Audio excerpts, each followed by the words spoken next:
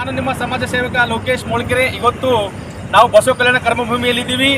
ನಾಳೆ ನಡೆಯುತ್ತಿರುವ 13ನೇ ವಾರ್ಷಿಕೋತ್ಸವದ ಯುವ ಕ್ರಾಂತಿಯ ಸಮ್ಮೇಳನದಲ್ಲಿ ನಾಡಿನ ಸಮಸ್ತ ಬಸವ ಕಲ್ಯಾಣದ ಜನರು ಮತ್ತು ಯುವಕರು ಈ ಕಾರ್ಯಕ್ರಮ ಬಂದು ಈ ಕಾರ್ಯಕ್ರಮ ಯಶಸ್ವಿ ಮಾಡಬೇಕು.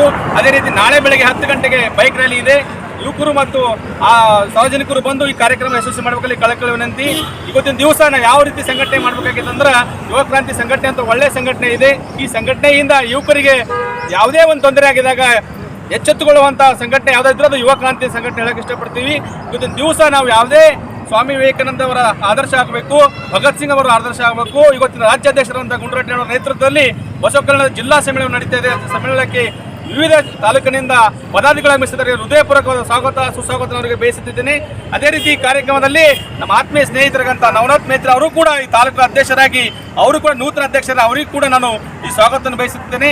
ಈ ಕಾರ್ಯಕ್ರಮ ಯಶಸ್ವಿ ಆಗಬೇಕಾಗಿತ್ತಂದ್ರು ಈ ಬಸವ ಕಲ್ಯಾಣ ನಾಡಿನ ಸಾರ್ವಜನಿಕರು ಈ ಕಾರ್ಯಕ್ರಮದಲ್ಲಿ ಭಾಗವಹಿಸಬೇಕು.